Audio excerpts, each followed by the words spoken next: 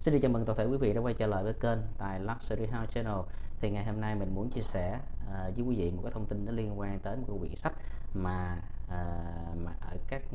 mọi người trên quốc tế người ta gọi là sách trắng, và đặc biệt cái cuốn sách trắng này nó được phát hành bởi nhà nước của Đảng Cộng sản Trung Quốc nha quý vị. Thì trong cái cuốn sách trắng này á, thì khi mà nó được phát hành ra, mục đích chính của cái cuốn sách trắng này là những cái nội dung nêu trong đó là những cái thành công, thành tựu hay những cái điều mà Đảng Cộng sản Trung Quốc đã gặt hái, và họ nêu rất rõ về cái quan điểm của Đảng Cộng sản Trung Quốc là vậy. Cái bộ máy chính trị cũng như là cái cách điều hành của một cái đảng chính trị ở Trung Quốc là rất là thành công, và họ không bao giờ muốn bị cái đất nước khác hay là một cái thế lực khác áp đặt lên cho họ những cái vấn đề về đảng như đa đảng hay là thay đổi cái bộ máy chính trị của họ, thì họ không muốn. Thứ hai, cái việc mà mình muốn chia sẻ là cái nội dung trong cuốn sách này là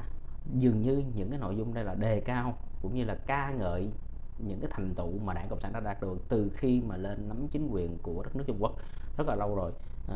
Khi mà họ bắt đầu thông báo tới cái việc mà chính đảng mới của Đảng Cộng sản Trung Quốc, một cái cách làm mới của Đảng Cộng sản Trung Quốc, họ đã cho ra cái quyển sách này. Thì nó đề cao những cái thành tựu về kinh tế, về chính trị, về văn hóa, về cuộc sống con người, và kể cả là tự do tín ngưỡng tôn giáo, đặc biệt cái quyền này. Và thứ hai, điều đặc biệt hơn lớn chính là nhân quyền con người đã được đề cao rất là tốt khi mà những người dân Trung Quốc được sống dưới chế độ của Đảng Cộng sản Trung Quốc. Thì đó là những điều mà trong cuốn sách nó có nêu, nhưng mà các bạn biết đó, thực tế thì hoàn toàn trái ngược lại với những gì mà trong cuốn sách trắng nó đã nêu ra.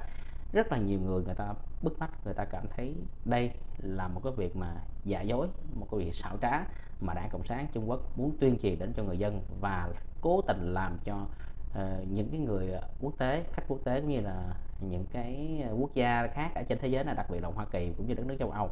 họ bảo rằng nhân quyền đã được cải thiện rất là nhiều tại đất nước Trung Quốc, cũng giống như tình trạng cuộc sống của con người ở Trung Quốc cũng là cải thiện rất là tốt rồi. Về tự do tín ngưỡng cũng thế, nhưng mà nó đã hoàn toàn ngược lại với cái xã hội hiện tại bây giờ đang diễn ra tại Trung Quốc. Thứ nhất mà mình muốn nói về vấn đề tự do tín ngưỡng. Tự do tín ngưỡng ở Trung Quốc mà trong cuốn sách nó nêu là tôn trọng quyền tự do tín ngưỡng của người dân Trung Quốc, và rất là ủng hộ cái việc này. Nhưng mà trên thực tế, thời gian mới đây thôi, không bao lâu, thì chính quyền Trung Quốc đã cho phá bỏ một cái ngôi chùa, và cho các an ninh, các nhân viên an ninh cũng như là công an của chính quyền tại cái tỉnh đó đập bỏ hết những cái bức tượng mà liên quan tới Phật giáo. Chưa kể đến những cái vấn đề mà họ đàn áp tôn giáo ở trên Tây Tạng, và truy lùng những người Duy Ngô Nhĩ. Thì mình sẽ làm cái video mà liên quan đến những người Duy Ngô Nhĩ bị truy lùng như thế nào, và họ đã thành lập cũng như là tạo ra một cái phong trào mà khiến cho người Trung Quốc, khiến cho Đảng Cộng sản Trung Quốc phải khiếp sợ luôn đó nha quý vị. Hiện tại bây giờ cái phong trào này vẫn còn hoạt động, thì nó có dấu hiệu nó quay trở lại, nó mạnh hơn đấy. Thì các bạn biết đó, dường như là những gì mà Đảng Cộng sản Trung Quốc đang muốn tuyên truyền và rêu ra tất cả cái để nói cho mọi người trên thế giới biết rằng là